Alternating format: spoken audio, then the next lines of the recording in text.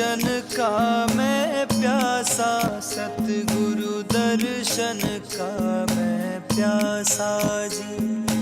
दर्शन का मैं प्यासा, सतगुरु दर्शन का मैं प्यासा जी।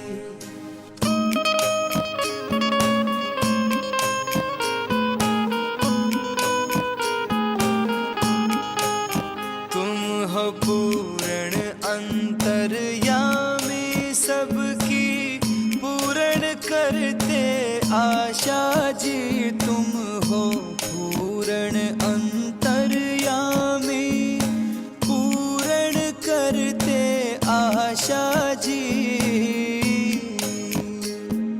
श्रद्धा भाव से जो डिंग आता, जाता नहीं उदासा जी। दर्शन का मैं प्यासा, सतगुरु दर्शन का मैं प्यासा जी।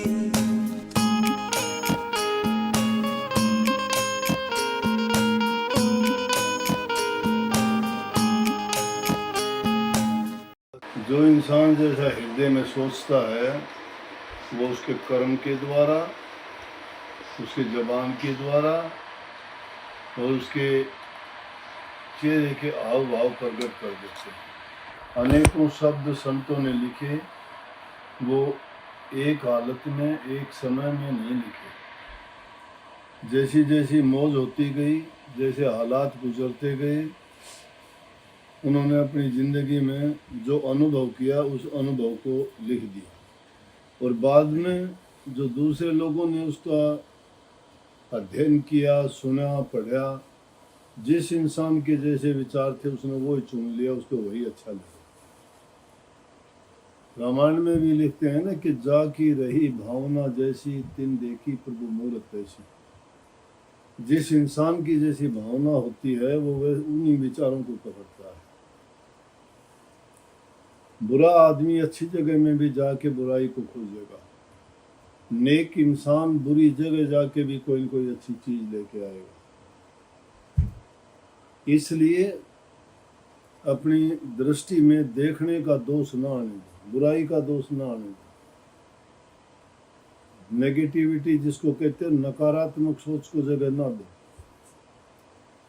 वो अच्छी बात नहीं है।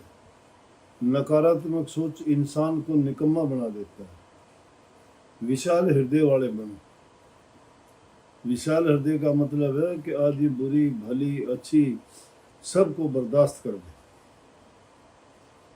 और आप पाओगे कि अगर सच्चाई के साथ तुम चलते हो, धैर्य रखते हो, तो उसका परिणाम हमेशा सुखद, मीठा और आदमी को शांति देने वाला होता है। परंतु उतावलेपन में अगर हम कोई बात कर बैठते हैं तो वो सदा के लिए ऐसा काम हो जाता है, अमिट, मिटता नहीं है। हर कर्म हमारा कर्म फल बना देता है। जैसा भी कर्म करते वो कर्म फल बना देगा। इसलिए कर्म फल जब बनाते हो तो यूं सोचो कि अगर हमने बुरा कर दिया तो उसका कर्म फल तो बुरा बन गया, और वो कभी मिटाने से नहीं मिटता। मिटाने से नहीं मिटता, वो बन चुका है। वो उसकी जो भी सजा है वो लिखी जा चुकी है, क्योंकि वो दुनियादारी की फैसला नहीं है कि कोई भी उसको बदल देगा, पलट देगा या कोई उससे समझौता हो जाएगा। नहीं, जिसने कर लिया कर्म बन गया, उसका कर्म फल उसको अवश्य भोगेगा। इतनी है कि अगर संत महापुरुषों के संग में जा और प्रभु के नाम का सुमन ध्यान भजन करके उसको ऐसा कर सकता है, उसको दुख नहीं देगा। कर्म तो भोगेगा लेकिन वो उसको दुख नहीं देगा, वो उसको हंस हंस के भोग लेगा। लेकिन जो करके भी ऐसा अगर कहीं अच्छा कर्म भी नहीं करता है, सुधार की कोशिश नहीं करता है, तो उसकी सजा वो तड़फेगा, उसकी शिकायत भी खत्म नहीं होंगी और वो कर्म उसको भोगना भी पड़ेगा। तो इसलिए समझदार तो चुप क्यों रहते हैं? जो अपने आप को संभाल लेता है। ये कभी दोष ना दो कि परमात्मा करेगा तो हो जाएगा, नहीं। परमात्मा जब करेगा तुम अच्छा करोगे। परमात्मा किसी के काम में कोई दखल नहीं देता। तुम चोरी करो, डाका डालो, झूठ बोलो, कपट करो, गले काटो, तुम दान करो, पुण्य करो, भक्ति करो, नेक कर्म करो, वो ना तो अच्छा करने वाले को कभी ये कहता है शाबाश तूने अच्छा किया, ना बुरा करने वाले का कभी हाथ पकड़ता है कि तू क्यों करता है। उसकी दुनिया है, उसकी दुनिया में सब तरह के लोग हैं। विशालता है ये। विशालता में टूटते हैं, जड़ते हैं, बनते बिगड़ते हैं। प्रकृति का खेल यही है। उस प्रकृति के हम एक अंग हैं और उसमें भी हमारी भी ये हालत है, लेकिन भूल जाते हैं इस बात को। थोड़ी सी कोई बात हो जाती है तो हम अपने आप को ये मान लेते हैं कि मैंने किया। नहीं, करो, अच्छा करो, क्योंकि कर्म करने की हमें स्वतंत्रता है। किसने दी ये स्वतंत्रता? जो इसको दुनिया में हमें लेके आया था। लेके कौन आया था? काल पुरुष लेके आया। सत्य पुरुष की भक्ति करी। दुनिया में कुछ भी नहीं था। सत्पुरुष ने पूछा, हाँ बोलो। बोला कि मुझे रूह चाहिए, अकेला मैं क्या करूंगा उस दुनिया में। रूह लेके आया। अब रूहों को जब तड़पता देखा तो सत्पुरुष को दुख हुआ, क्योंकि काल और माया के देश में कोई सुख नहीं है। जब उन दुखों को देखा तो सत्पुरुष ने संतों को इसलिए भेजा कि जाओ संदेश दो, रास्ता दिखाओ, भटके हुए जीवों को वापस लेने का प्रयास करो। लेकिन काल पुरुष ने क्या किया? उसने ऐसी भूल भुलैया इस जीव के आगे लगा दी। इसके पीछे 5 इंद्रियां ऐसी इसमें लगाई कि वो इनके स्वादों में, इनके रसों में सब कुछ पाके और भूल जाता है कि क्या परमात्मा, क्या भक्ति और क्या कर्म। कितना भी समझा लो इस जीव को। आप लोग भी सत्संगी हो ना, रोजाना सत्संग सुनते हो, आप भी बाज नहीं आते। निंदा करने से हटते नहीं हो, तुम्हारी सोच नहीं बदली। भक्ति नाम पलट जाने का ही है। इस दुनिया से निकल जाना चाहते हो, लेकिन दुनिया में रह के कर्म कैसे करते हो? इंसान दलदल में फंसने के बाद में दलदल से निकलने का प्रयास करना चाहिए, लेकिन तुम दलदल में ज्यादा धंसते हो। रास्ता मिला हुआ है। ये भागी जीव के लिए होता है कि संत सतगुरु का मिलना, सत्संग का मिलना, नाम का मिलना, ये आसान चीज नहीं है। कौन कहेगा आपको कि आप सुधार करो? किसको क्या गरज है? किसी को, दूसरे को क्या गरज किसी को सुधारने की? ये जो संतों की कृपा है, वो सतपुरुष का हुक्म यूं ही बजाते हैं। वो भटके हुए जीवों को रास्ता यूं ही दिखाते हैं कि भटको ना, तुम सही काम करो, सही रास्ते पे चलो। ये दुनियादारी के 4 दिन के चोचले हैं। नहीं, बुरे कर्म करके अपना जीवन बिगाड़ लोगे और तुम्हें उसकी सजा मिलेगी। और अगर तुम अच्छे कर्म करोगे, भक्ति के रास्ते पर चलोगे, तुम्हारा उद्धार और कल्याण हो जाएगा। दोबारा इस दुनिया में नहीं आना। कि इस दुनिया में सुख है ही नहीं कहीं भी। किसी चीज को अगर देखोगे, ये तो जिस तरह से खांड लपेटी हुई जहर है। जहर के ऊपर खांड लपेट रखी है, ऊपर से मिट्टी दिखाई देती है। थोड़ा चाटते हो, उसके बाद भी नीचे से जहर निकलता, वो इंसान को मार देता है। इन चीजों के, दुनियादारी के पदार्थों का स्वाद इतना ही है, ज्यादा कुछ नहीं है। बुरा करने से बचो, चाहे कोई भी हो। तुम्हारा भी अगर कोई बुरा कर देता है, तुम उसका बुरा ना करो, अच्छा करने का प्रयास करो। लेकिन बात दूसरी ओर ना जाए। बात तो इस शब्द से थी। ये जीव को जब ये चेतना आती है, जब वो समझता है इस बात को, तो सब दरवाजे जब बंद हो जाते हैं, जब संतों के द्वार पे जाते हैं।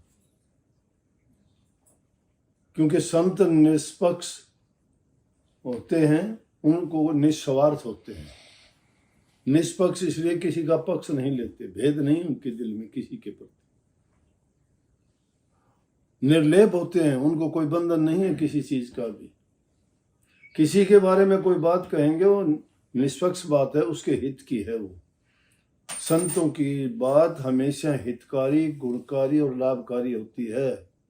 चाहे वो किसी भी रूप में कही जाए, चाहे तुम्हें कटु शब्द बोल के कही जाए, चाहे मीठा बोल के कही जाए, चाहे वो किसी मजाक और हंसी के रूप में कही जाए, या कोई चेतावनी के रूप में कही जाए, या सत्संग के रूप में उपदेश के माध्यम से कही जाए, या कोई और भी तरीका हो सकता है।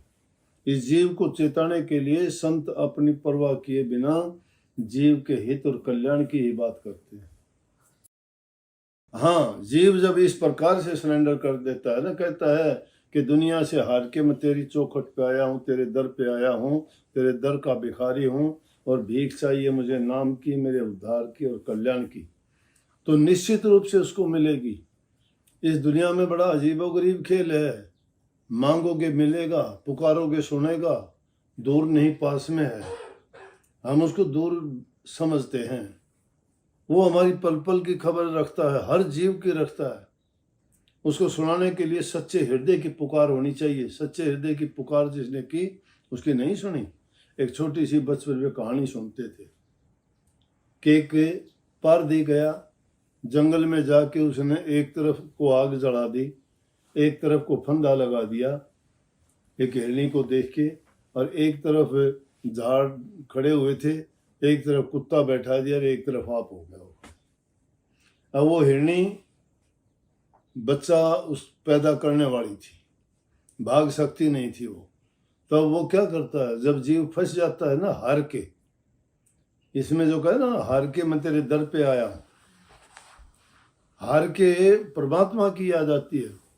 गाते नहीं, सुख में गुरु जी तेरी याद न आई, दुख में गुरु जी तुमसे प्रीत लगाई। परमात्मा को नहीं, गुरु को देखा है। परमात्मा का दर हमें नहीं पता कहाँ है, गुरु बता देगा कहाँ है। यही दर है वो, जहाँ याद करोगे वहीं परमात्मा का वास है। सच्ची पुकार जब करोगे वहीं पे प्रकट हो जाएगा। एक तरफ कुत्ता बैठा दिया, एक तरफ खुद तीर कमान लेके बैठ गया शिकारी। अब हिरनी एक तरफ जाए तो अग्नि है, पता है जड़ के मरेगी। दूसरी तरफ जाए तो कुत्ता उसको पकड़ लेगा। तीसरी तरफ जाए तो फंदा लगा रखा है, उसमें फंसेगी। चौथी तरफ जाए तो शिकारी खुद बैठा है। लेकिन जब परमात्मा को याद करता है तो वो हर मुश्किल को आसान बना देता है, सब बाधाओं को तोड़ देता है। लेकिन हमारा यकीन तो नहीं है ना। सच्चे दिल से अगर पुकार करते हैं, एक क्षण में प्रकट होके और एक पल में निहाल कर देता है। जब याद किया दुख में, हिरणी को तकलीफ हुई कि अब तो मैं बस मेरा आखिरी वक्त है, बस सोच के प्रभु से उसने विनती करी, दोनों आंखें बंद की, चुपचाप खड़ी होके उसी जगह पे जब मालिक को याद किया तो क्या हुआ कि अग्नि थी, वो एक जाके सूखी झाड़ी में आग लग गई। एक सुइया निकल के भागी, कुत्ता उसके पीछे भाग गया। आग जो जली थी उसके कारण फंदा जल गया। शिकारी था, शिकारी वो एक सांप ने निकल के डंक मार दिया। चारों को चारों सारे रास्ते परमात्मा ने एक पल में खोल दिए। तो भीड़ पड़ी में जब हिरणी ने परमात्मा को उसको सच्चे दिल से याद किया तो देखो कितनी बाधाओं को एक पल में दूर कर दिया। परंतु हम क्या करते हैं, जब सुख होता है जब तो कभी परमात्मा को भूलने से भी याद नहीं करते, और जब दुख पड़ता है फिर सबको मनाना शुरू कर देते हैं। हे बाबा हनुमान जी, हे महादेव जी, हे राम जी, हे श्री कृष्ण जी, हे गुरु जी, जितने देवता जितनों के नाम जानते हो, जिनका तुम्हें पता है, सबको याद करते हो। लेकिन तुम्हारा कहाँ है, दिल में क्यों बताते हैं? तुम्हारे विचार ख्यालात में। अगर वही तुम्हारे शुद्ध और पवित्र हो तो मन मंदिर है। इस मन मंदिर में बैठा हुआ है। नानक साहब लिखते हैं, गुरु ग्रंथ साहब, मन मंदिर तन भेष कलंदर घटी तीरथ पावा, एक शब्द मेरे हृदय बसत है बहुत जन्म नहीं हुआ। मन मंदिर है, कलंदर इसके भीतर बैठा हुआ है, और वो तुम्हारा उसको याद करोगे तो बार बार जन्म आने का चक्कर सब खत्म हो जाएगा। लेकिन यकीन जिस इंसान का नहीं है, हाँ, कंप्लीट सरेंडर करना पड़ता है। कंप्लीट सरेंडर का मतलब यह है कि सब कुछ सोच विचार कर्म उनके सुपुर्द करने पड़ते हैं। उनमें मिलावट नहीं हो, मिलोनी नहीं, एकदम पाक साफ सीधा सच्चा। अगर हानि होती है तो होने दीजिए, उसमें कोई बात नहीं है, एक बार होके रहेगी, लेकिन आगे तक का तुम्हारा रास्ता खोल देगी। लेकिन अगर झूठ कपट बेईमानी का रास्ता पकड़ लिया, वो मुड़ने नहीं देगी तुम्हें, उस और आगे बढ़ाती जाएगी, क्योंकि वो काल की रचना का खेल है। ज्यों ज्यों उसमें फंसोगे उतना ही उसको लूटती चली जाएगी। और जो बचने का प्रयास करेगा तो मालिक आके उसकी सहायता करेगा और वो उससे निर्बंध करा देगा, उसके बंधन काट देगा सब के सब। तो ये वाणी जिसको क्यों किसको कौन सी वाणी अच्छी लगेगी? जो उसके विचार अच्छे होंगे। चोर को चोर की बातें अच्छे लगेंगी, भगत को भक्ति की बातें अच्छे लगेंगी, और दूसरे संसार की चाहत रखने वालों को संसारी बातों की याद रखेगी।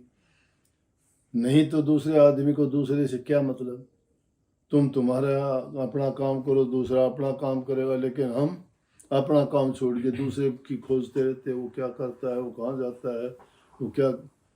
लेकिन इन देशों में आप आके देखोगे कोई नहीं पूछता किसी से, ना पद की पूछते, ना धन की पूछते, ना किसी की घर परिवार की पूछते। ये अपने अपने काम में व्यस्त रहते हैं। लेकिन वो एक अलग बात है, परमात्मा की भक्ति से तो बहुत दूर है। लेकिन आदत तो ये अच्छी है कि जिसके कारण हम जितना बातें करते हैं उतने उलझते और फंसते चले जाते हैं। क्यों? हमारा दायरा फिर दूसरा हो जाता है, वो फिर हमारी एक ज़रूरत बन जाती है, हमारी प्रकृति बन जाती है, उसके बिना हम जी नहीं सकते। अगर अच्छी आदत आपने डाल ली तो उसके बिना आपको मुश्किल हो जाएगा जीना, और बुरी आदत डाल ली तो उसके बिना भी जीना मुश्किल हो जाएगा। शराब भी शराब के बिना नहीं रह सकता। शराब की आदत छुटाओ, कांपने लग जाएगा शरीर, लटखटाने लग जाएगा, नींद नहीं आएगी, भूख नहीं लगेगी, चल फिर नहीं सकेगा। जिस आदत इतनी पका ली, कितने लोग आते हैं मेरे पास कि जी छोड़ नहीं सकता, छोड़ना चाहता हूँ, छोड़ नहीं सकता। लेकिन जब उसको चेताता है कोई पहले कि ऐसा काम ना कर, जब नहीं सोचता उसको, ऐसा बड़ा इस जीव को समझाना बड़ा कठिन है। नहीं मानता है, दुनिया के रास रंग इसको अच्छे लगते हैं, इसको थोड़ी सी भी शक्ति इसको मंजूर नहीं है कि इसके ऊपर कोई दबाव डाले, इसको कोई इसके रास्ते से हटाए ना। मैं सोचता हूँ, मैं सही सोचता हूँ, बाकी बेवकूफ़ हूँ। जो तुम्हारे लिए कोई तुम्हारे हित की बात कहता है तो उसको अपने गले लगाओ, उसको मान लेना चाहिए। संतों ने कही है कि उत्तम विद्या लीजिए यद्यपि नीच होए। उत्तम विद्या अगर नीच आदमी के पास है तो भी लेना चाहिए। दूसरे के काम में दखल ना दो, क्योंकि अगर दूसरे काम में दखल दोगे तो इसका मतलब है कि तुम अच्छा नहीं सोचते, अपने बारे में सोचो। कितनी सीधी बात है कि तुझे पराई क्या पड़ी, अपनी आप नमेट। कि अपनी अपनी देख ले, तुम दूसरों के लिए क्या करता है तो खुद का तो सोच ले। अपने बारे में ध्यान किया करो कि मेरे अंदर क्या कमी है। लेकिन जो अरदास करनी है, याद करना है, प्रभु को याद करो। वो हमारे विचारों को ठीक और शुद्ध रखेंगे। दूसरा आदमी सुधार नहीं सकता। सुधरोगे अपने आप से, बिगड़ोगे अपने आप से। लेकिन उसके लिए आपको प्रयास करना पड़ेगा, अभ्यास करना पड़ेगा। हम लोग कहते हैं कि अभ्यास किया करो। किसी भी चीज़ का अभ्यास करोगे उसी का आपको फल मिलेगा। खिलाड़ी खेल का करता है, खेल दिखाने वाले जादूगरी का खेल दिखाते हैं। इसी प्रकार से तुम जिस काम में लगते हो, कितने कोई स्वेटर बुनता है, देखते हैं देखते कितने बनते चले जाते हैं। कितने और खेल ऐसे हैं कि जिनको वो तमाशा मानते हैं, दूसरा अगर करना चाहे तो नहीं कर सकता। किस चीज़ ने, अभ्यास ने उनको बना दिया ऐसा। इसलिए नाम का भी तुम अभ्यास करोगे, मन टिक जाएगा। अच्छी बातों का करोगे तो अच्छे गुण आएंगे, बुराई की तरफ जा ही नहीं पाओगे। इसलिए कहते हैं कि संतों के दरबार में जो है आनंद के खजाने भरे पड़े हैं। दुनियादारी में तो दुख ही दुख है। ऊपर का लिहाफ तो अच्छा दिखाई देता है देखने से, लेकिन अंदर में कुरेद के देखोगे तो धुआं निकलेगा उसमें। धधकती हुई अग्नि है उसमें, वो जला के भस्म करती है, टाइम लगता है। हमेशा विचार ये रखो कि मालिक से अरदास किया करो और उसको याद किया करो टाइम टाइम पर कि मालिक मेरे बुरे विचारों को निकालो, अच्छे गुण मुझे दो, शांति प्यार, और मैं किसी का बुरा ना करूं, पर हित और पर उपकार के लिए अपना जीवन लगाऊं, ताकि दूसरे का अच्छा करके मैं भी खुद सुख पाऊं। जो इंसान दूसरे का अच्छा करता है उसको भी सुख मिलता है। इसलिए भजन से छोटा, उसको कितना अच्छे, उसमें कितनी बढ़िया बात कही है कि उन चीज़ों को पा के तुम सोचते हो कि खुशी मिलेगी। नहीं, तो भजन क्या है? हमारे सतगुरु के दरबार में आनंद के खजाने हैं। और उन वचनों को जो मान लेता है, ये दुनियादारी के खजाने तो मिट्टी है। ये आज किसी के पास है, कल किसी के पास हो, ये किसी की है ही नहीं। माया को इसीलिए तो ठगने वाली बताया है, जिसके पास चली जाती है उसी की बुद्धि खराब हो जाती है। और जो उसको नेक काम में तो लगा देता है ना, संतों ने बड़ी अच्छी कही है माया के खेल को देख के, कि माया तो ठगनी भई ठगत फिरे सब देश, जिस ठग ने ठगनी ठगी उस ठग को आदेश। इस ठगनी को किसने? संतों ने ठगया। कबीर साहब कितनी अच्छी बात कही माया के खेल को देख के। और जब देखा कि देखो माया क्या क्या प्रपंच रचती है, कितने ऐसे अवसर आए कबीर साहब के सामने भी उस माया ने बहुत ड्रामे किए, कबीर साहब को भी रास्ते से भटकाने की कोशिश करी। जो चारों युगों में आए और कुल मालिक का रूप थे कबीर साहब, तो कबीर साहब हंसते हैं उसको देख के और कहते हैं उसको, ठगनी क्या नैना झमकावे तेरा कबीर हाथ नहीं आवे।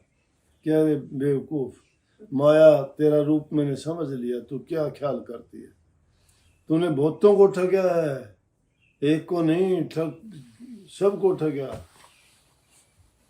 कितने राजे महाराजे आए, कितने योगी तपसी आए, कितने संत फकीरों के इस दरबारों में तूने लाख कोशिश की, संत तो तेरी ठगाई में आए नहीं, बाकी सब पर अपने दाव तूने चलाए, और जो तेरे दाव में फंसा सबको मिट्टी में इस माया ने मिलाया। तो ये माया ठगनी है।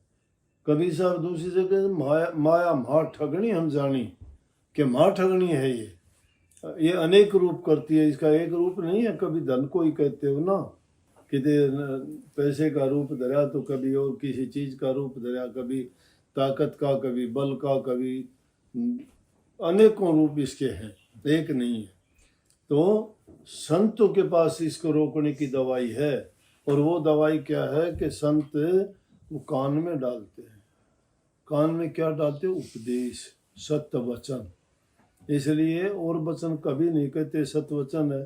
संतों की वाणी सुन के बोल उठते हो ना कि सत्य वचन, सत्य वचन। सत्य वचन क्या है? जो हमें सत्य की तरफ लेके जाता है, झूठ कपट से बचाता है, काल माया से निकालता है, हमें भ्रमों से निकालता है, दुख द्वंद को मिटाता है, वो सत्य वचन होता है। और वो वचन, उस वचन की कीमत नहीं होती। और जो किसी का एक जीवन को सुधार देता है, एक ही वचन सुधार देगा जीवन को। एक पुराने जमाने की बात है, ब्राह्मण था, कहीं उसको मिलता नहीं था, परिवार का काम नहीं चलता था, खान पान क्या करे बेचारा। उसकी घरवाली रोज उसको कहती तू ये नहीं करता, तू वो नहीं करता। परेशान हो गया। एक दिन उसने सोचा तू कुछ कर तो सकता ही नहीं, रोजाना घर में लड़ाई होती है, पत्नी दुखी करती है, इससे अच्छा है तू जीवन लीला खत्म कर, पीछा छूटे। इंसान आखिर में यही सोचता है।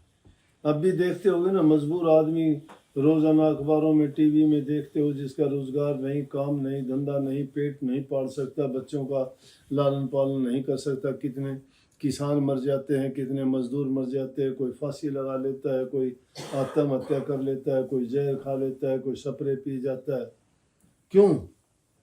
इसीलिए कि वो काम तो उसके पास है नहीं, मजबूर है। जो मजबूरी है, पेट पाल नहीं सकता, वो भी उसका कर्म तो है किसी जन्म का, लेकिन फिर भी जो संयम खो देता है, सोच अपनी बुद्धि से काम नहीं लेता, वो ऐसा रास्ता चुन लेता है मजबूर। तो उसने एक दिन सोचा क्यों ना मैं मर जाऊं, इससे अच्छा मेरा पीछा छूटेगा, कोई अपना जो जिएगा वो कर लेंगे, ना करेंगे, मैं तो कम से कम आँख फूट जाए तो सारा ये दुख ही दूर हो जाए।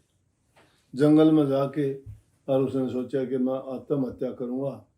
सामने से नारद मुनि आ गए, कह रहे भाई इस तरह से मुंह लटका के उदास निराश कैसे जा रहा? परमात्मा सबकी संभाल करता है, जो समय पर चेत जाता है तो परमात्मा को इस रूप में। अब तुम्हारा कोई हित करता है किसी टाइम में, तुम्हारे आडे वक्त में आके तुम्हें कहता हो, परमात्मा का रूप है। परमात्मा ने उसको प्रेरणा दी है, परमात्मा खुद का तो रूप नहीं है कोई भी। लेकिन वो किसी भी रूप में तुम्हारी आके मदद करता है। सोच लो परमात्मा का भेजा हुआ दूत है ये। उसकी बुद्धि में उसने ये भरा है कि तू उसको संभाल। वो जब तुम्हारे पास आके तुम्हें समझाता और कहता है। नारद मुनि प्रकट होकर करने लगे, अरे यूं किस तरह से इतना हताश निराश है। बोला जी बस आखिरी टाइम है मेरा, तो मैं तो चल आत्महत्या करूंगा, दुखी हूं घर से।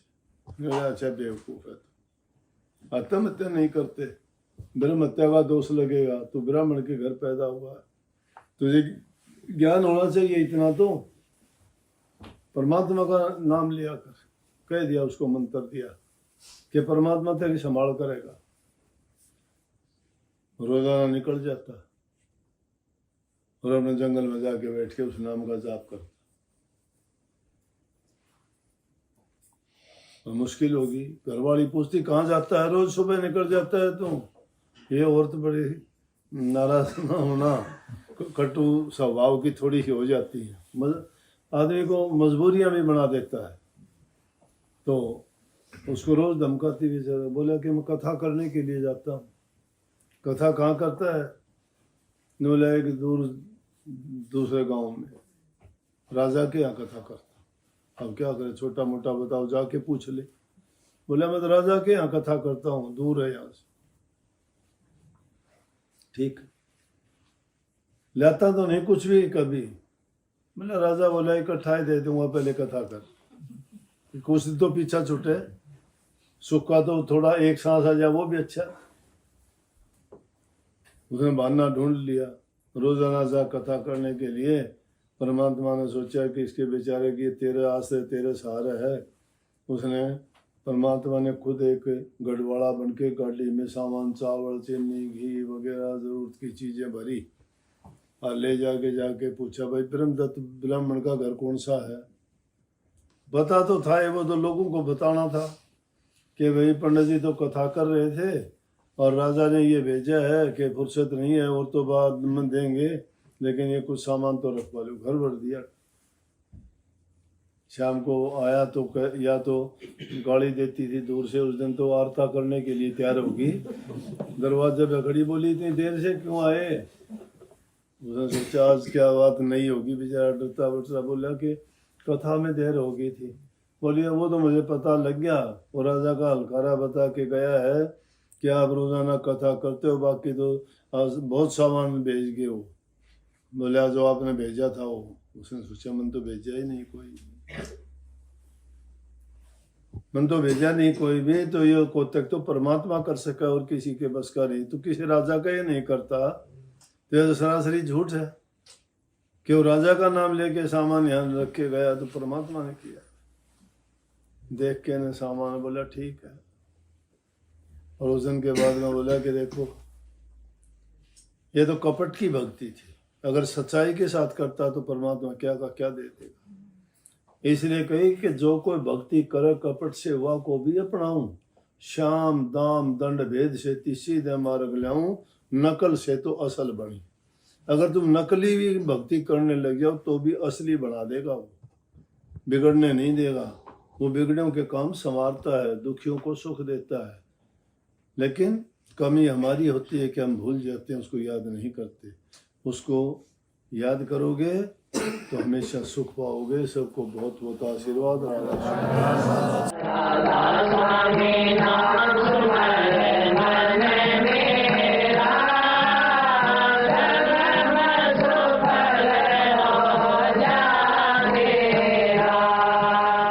आप हमारे संत वाणी चैनल को सब्सक्राइब करें, वीडियो को लाइक करें, शेयर करें और हाँ, बेल आइकन पर क्लिक करना बिल्कुल ना भूलें, ताकि हमारी किसी भी वीडियो की सूचना सबसे पहले आपको मिले।